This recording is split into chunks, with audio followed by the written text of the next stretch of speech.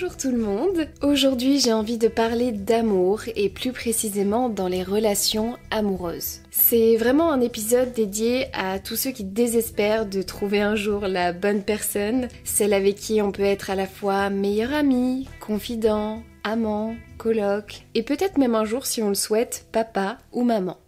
Après une rupture, on vit tous ce moment difficile où on n'arrive plus trop à croire en l'amour. Ça commence avec ta première relation qui te brise le cœur, mais bon voilà. Avec du recul et de la sagesse, tu te rends compte que vous étiez peut-être un peu trop jeune pour savoir comment bien vous aimer. Puis tu rencontres la seconde, celle où là tu le sais, tu es sûr à 100% que c'est la bonne personne, il n'y a aucun doute, c'est avec elle que tu feras ta vie. Et bah non en fait. Ça n'a pas encore marché. Et d'ailleurs, tu n'en reviens toujours pas de t'être laissé tomber aussi bas pour cette personne qui t'a carrément arraché le cœur et t'a complètement anéanti. On passe vraiment des moments très difficiles quand on accumule les ruptures, ça nous épuise émotionnellement, on est fatigué, on est blessé, on se remet en cause, on ne veut plus s'autoriser à prendre le risque de recommencer et surtout, on ne veut plus jamais avoir à autant souffrir de la sorte. C'est terminé. Donc on se laisse un peu de temps pour guérir en compagnie de nos meilleurs amis les années qui vont s'écouler. On en profite pour prendre soin de soi, pour faire toutes les activités qu'on n'avait pas le temps de faire en couple, reprendre goût à ses véritables passions et surtout on garde la tête haute et on regarde droit devant soi en direction de nos rêves et de nos objectifs. Ta vie n'a jamais été aussi géniale que maintenant que tu t'acceptes entièrement tel que tu es, que tu te connais par cœur et que tu aies conscience de tes défauts comme de tes qualités. Tu prends soin de ta santé, tu veilles à toujours travailler dans un secteur qui t'intéresse, tu pratiques un sport que tu adores, tu fais attention à ton alimentation, ton sommeil, tu vis dans un appart ou une maison dans lequel tu te sens bien et tu passes de super bons moments en compagnie de ta famille et de tes amis. Mais, malgré tout ça, tu ressens parfois une sensation de lourdeur, un poids qui te pèse par moments et qui devient vraiment inconfortable quand il revient de manière récurrente. Ce poids-là, c'est la solitude. Pas la solitude sociale, là je parle vraiment de la solitude amoureuse. Ça arrive parfois par petites phases comme ça, quand tu rentres du travail et que tu croises un couple heureux qui se balade, ou quand tu sors avec tes copains en soirée et que certains couples s'enlacent et s'embrassent devant toi, ou ça peut être aussi quand tu te retrouves seul dans ton lit le soir et que tu sens que l'espace à côté de toi est un peu trop vide à ton goût, et quand ça arrive, ça te fait bien bader, et c'est complètement normal. Tu aimerais avoir quelqu'un avec qui tu pourrais parler quotidiennement de ta journée, quelqu'un que tu peux prendre dans tes bras, avec qui tu peux échanger des moments intimes, de douceur, quelqu'un de confiance qui saura t'apaiser et t'accompagner dans tes moments de doute et de peur, tout comme célébrer tes victoires dans les moments importants. Tu le sais, tout ça, ça commence à te manquer, et même si tu t'étais juré de ne plus recommencer, c'est pas grave. Le temps a fait les choses, maintenant tu décides de sortir pour pouvoir faire de nouvelles rencontres et tu as entièrement raison.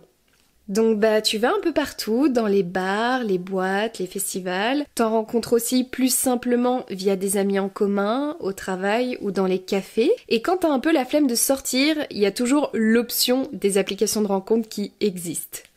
Ensuite, tu vas avoir tes premiers dates et tu vas tomber sur des cas, Mama Seigneur. Il faut que je te prévienne qu'ils seront un régal pour tes potes à raconter en anecdote de soirée. En vrai, c'est la seule raison pour laquelle il faut que tu fasses l'expérience des dates. Parce que c'est tellement drôle de pouvoir raconter ce qui s'est passé à nos potes juste après. Je te jure, pour tes potes en couple, ta vie sentimentale de célibataire, c'est leur série Netflix préférée. Ils adorent avoir des news tout le temps. Et promis, ça vaut le coup de se déplacer ne serait-ce qu'une fois, juste pour tenter l'expérience. Alors il y en a qui vont te paraître incroyables, et il y en a qui vont te paraître beaucoup moins incroyables que prévu. Il y en a qui arrivent en retard, d'autres qui te font mourir de rire à en avoir des crampes aux joues. Il y en a qui vont te parler de leur petite personne tout le long du rendez-vous, d'autres qui vont te faire tomber in love en 3 secondes top chrono, et d'autres tout simplement non conformes aux photos. Oui, alors ça, il faut qu'on en parle. Dans le cas des dates via des applications de rencontres, s'il te plaît, Jean-Charles, pour le bien de toutes tes futures prétendantes, vire-moi ces photos de 2019 et demande à tes potes de faire 5 photos correctes de toi, s'il te plaît. Franchement, par pitié, si je peux vous donner un conseil sur les applications de rencontres, mettez juste une belle description de vous et mettez au moins 5 photos de vous qui datent maximum d'1 ou 2 ans, sinon je suis désolée, mais c'est de la triche quoi. Déjà, en 3 ans, on change beaucoup trop, mais alors en 5 ans, laissez tomber quoi. Je vous rappelle que sur ces applications, vous êtes en quelque sorte un produit de consommation, hein. Oui, je vous compare à un yaourt, et alors, vous allez faire quoi ? Rien du tout, c'est bien ce que je pensais. Et du coup, ce fameux yaourt, qui est super bon de base, hein, on s'entend, il faut qu'il donne envie aux acheteurs. Mais le problème, c'est que sur le marché, il y a déjà 10 000 yaourts qui existent. Il y en a aux fruits, au chocolat, nature, 0% sans matière grasse, full crème, full chantilly. Et les acheteurs, va falloir les aider à prendre leurs décisions. Et c'est pas avec une photo du yaourt en question périmé d'il y a 5 ans qu'on va s'en sortir. Je trouve qu'on comprend beaucoup mieux les choses quand on parle de bouffe, vous trouvez pas ? C'est fou, hein ? Il faut juste une photo où on voit bien votre visage, une autre où on vous voit de la tête aux pieds, une assez chill de ce à quoi vous ressemblez chaque jour, sans artifice, vraiment en mode détente, naturelle, une autre pimpée au max où vous êtes vraiment au sommet de votre bocossitude, genre on fleek baby, et une dernière bonus de votre choix qui représente bien votre personnalité. Ça peut être une photo d'humour, une photo artistique, une citation, un mème, peu importe, mais quelque chose qui vous ressemble et colle avec votre univers. Tu rajoutes à ça une belle description pour rappeler les qualités de ton yaourt, et pour ce qui est des défauts, que l'acheteur ne s'inquiète pas, c'est compris dans l'offre d'achat. Et là, comme ça, on se prendra plus la tête avec vos profils de merde. Donc retenez bien, une bonne description et 5 photos correctes. Merci beaucoup pour votre attention. Et puis il arrive enfin ce fameux moment où waouh, ça fonctionne très très bien avec quelqu'un là, et en plus c'est réciproque.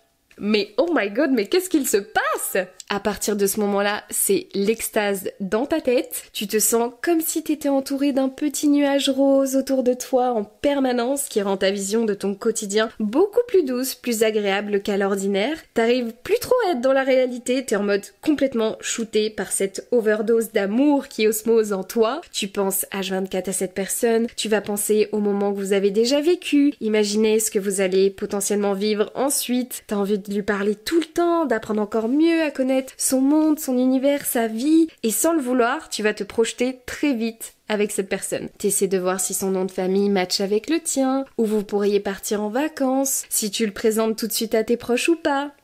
Puis tout ça, ça dure un certain temps, et au bout du compte, ça n'a toujours pas marché. Ça se passait bien pourtant, mais au bout de quelques mois, la relation s'est dégradée, puis c'est malheureusement terminé. Soit la personne n'est pas prête à s'engager, ou elle a quelqu'un d'autre en vue mais n'ose pas te le dire. Ça peut être aussi que vos modes de vie ne sont pas compatibles malheureusement, ou alors que la personne en face de toi a trop de red flags à ton goût et c'est juste pas possible, ou ça peut venir de toi aussi pour les mêmes raisons. Et bien souvent il arrive aussi que parfois tu t'es trop accroché au potentiel que cette personne te donnait l'impression d'avoir. Alors que c'est juste toi qui t'es imaginé que tu pouvais, entre guillemets, le sauver ou la changer, mais la vérité c'est qu'on ne peut jamais changer la véritable nature des gens. Et là, redéception. Que ce soit toi ou elle qui ait mis fin à la relation, ça fait toujours un pincement au cœur, c'est jamais agréable à vivre, et puis t'as beau avoir vécu plusieurs ruptures, tu comprends toujours que plus les années passent, plus ça fait toujours aussi mal. Et ça ne nous facilite pas la tâche et c'est complètement normal au bout d'un moment d'en avoir ras le cul. Voilà, c'est dit. Et on se met à penser que merde, sérieux, qu'est-ce que j'ai fait pour pas tomber encore une fois sur la bonne personne ? C'est bon, je crois que je m'en suis assez pris plein la gueule comme ça. Peut-être qu'on pourrait envisager de mettre sur ma route quelqu'un de bien, hein ? Je sais pas ce que vous en pensez, hein, mais ça pourrait être une bonne idée quand même pour compléter mon épanouissement personnel. Je dis ça, je dis rien, hein, parce que là j'ai juste l'impression qu'on m'a jeté un sort. J'ai fait du mal dans une ancienne vie ou c'est comment ? Expliquez-moi, bordel. Donc, je vais t'expliquer mon point de vue là-dessus. Déjà, j'aimerais te rassurer en te disant que tu n'as jamais, en réalité, connu ton véritable grand amour. En tout cas, celui que tu mérites, celui que tu as toujours rêvé d'avoir. Parce que toutes les relations que tu as vécues, peuvent se rapprocher de cet amour-là, certes, parce que tu l'as vécu d'une intensité et d'une manière toute différente pour chaque personne, et souvent d'ailleurs de manière crescendo, ce qui t'induit en erreur, mais l'amour avec un grand A, ça, tu ne l'as jamais vécu. Parce que ces histoires-là n'ont pas eu la fin heureuse que tu souhaitais tant. Donc rassure-toi, l'amour de ta vie, il arrivera mais plus tard. Genre, prends ton temps, tout va bien. Et la simple vérité pour que cela fonctionne entre deux individus dans le cadre d'une relation amoureuse, c'est qu'il faut deux personnes en phase avec les mêmes objectifs d'amour.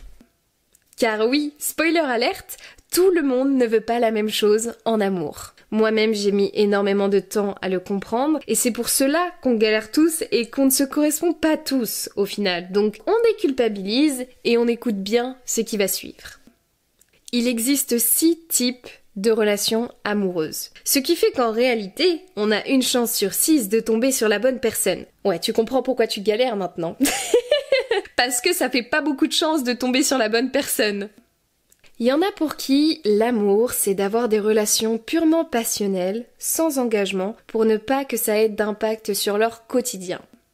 D'autres qui ont besoin d'avoir une relation un peu de meilleur ami, dans le sens où les relations intimes ne sont pas leur grande priorité, mais ils sont très complices. Et ce qu'ils adorent, c'est de pouvoir vivre plein de grandes et belles aventures ensemble. Il y en a pour qui être en couple, c'est vivre aussi chacun de son côté, tout en sachant qu'ils pourront toujours compter l'un sur l'autre. Il n'y a pas de grande passion ou de complicité entre eux, mais par contre un engagement indestructible et très solide. Pour d'autres, l'amour, c'est de chérir son partenaire en permanence, quitte à avoir tendance à un peu s'oublier. Et il y en a qui, à l'inverse, ont besoin de se sentir énormément valorisés et mis sur un piédestal par leur partenaire, quitte à prendre trop de place, justement. Et il y en a pour qui l'amour, c'est être juste fou, amoureux l'un de l'autre, à en devenir inséparables, et toujours prioriser le bien-être de leur couple, quoi qu'il arrive, avant tout le reste. Il y a de l'engagement, de la complicité, de la passion, de l'échange et aucune hiérarchie. C'est souvent ce type d'amour qu'on nous montre dans les films ou les séries notamment, mais il faut se rappeler que ça ne représente qu'en réalité un type de relation amoureuse sur 6. Donc tu vois, tout le monde a sa propre vision idéale de l'amour et il faut juste que tu tombes sur la personne qui a les mêmes envies que toi. Et pour ça, je trouve ça hyper intéressant d'apprendre déjà à connaître ces 3 priorités non négociables dont on ne peut se passer en couple. Comme ça va t'aider à mieux visualiser le genre de relation qui te convient, sachant que parfois, peut y avoir des petits mélanges entre un ou 2 types de sortes de relations amoureuses.